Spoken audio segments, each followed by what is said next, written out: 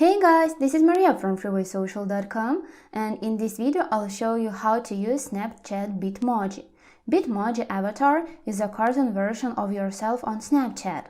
Follow these steps and you will figure out how you can create the one.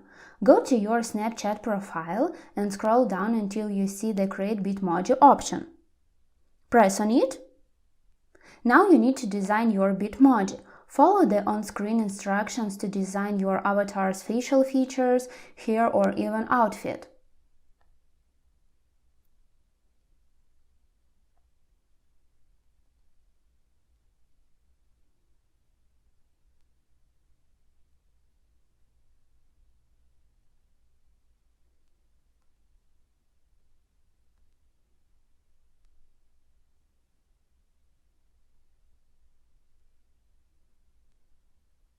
Once you have created a Bitmoji, your new avatar will appear in the top left corner of Snapchat.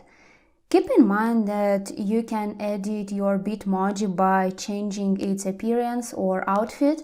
If you want to remove your created Bitmoji, go to the Settings and find the Bitmoji section.